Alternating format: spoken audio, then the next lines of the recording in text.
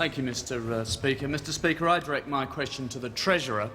I refer the Treasurer to the fact that, with the approval of Mr Bannon, the South Australian State Government Insurance Commission faces outlays of anything up to $520 million, or one-third of its assets, on one single project, and that the South Australian State Government has been forced to establish an inquiry into the SGIC. Is the Treasurer aware of this additional aspect of the crisis in South Australia's finances, and will the Commonwealth Government, in the interests of national financial stability, participate with the South Australian Government on how best to resolve South Australia's financial problems? The Honourable the Treasurer. Mr Speaker, I don't think South Australia has a financial problem of crisis proportions at all.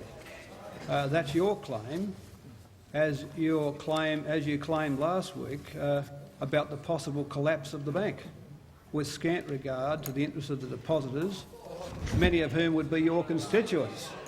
You see? So the fact of the matter is that, Mr Speaker, that the South Australian Government has done the sensible thing, told the public about the problems, and then said how they're going to repair them.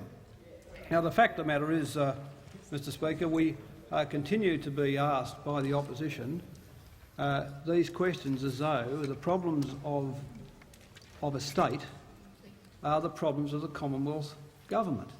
That is, the Constitution doesn't exist, constitutional responsibilities don't exist, and there's this manic attempt to try and sheet back to this government the problems of various state banks and various state instrumentalities. The fact of the matter is, Mr Speaker, that not $1 Member for Dundas will cease interjecting. Of a depositor of a bank under the Banking Act has been lost since this government's been in office. Not $1.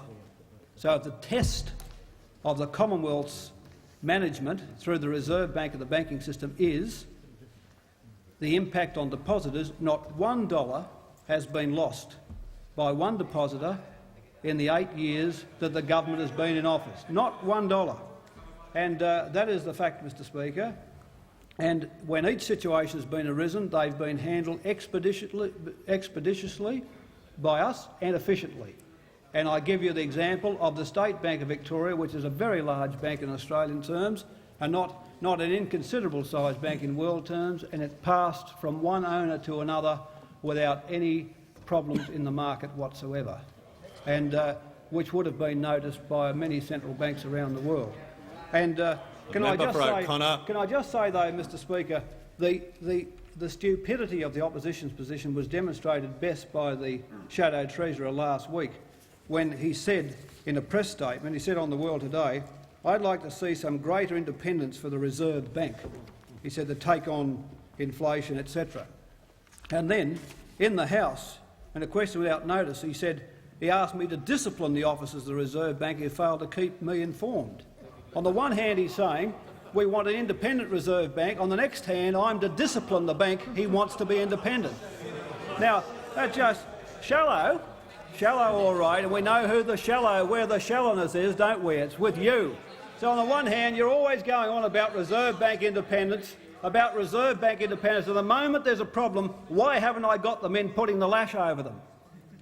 That's the point. Why haven't I got them disciplining? The fact of the matter is, and of course, can I say, Mr Speaker, that the Australian Financial Review summed it all up today in an editorial where he said, "The Reserve Bank of Australia, a watchdog, not a wet nurse," and that's dead right.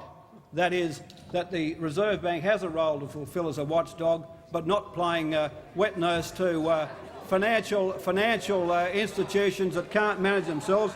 And as the Governor said very eloquently, we're not here to worry about shareholders. They can worry about themselves. We're here worrying about depositors.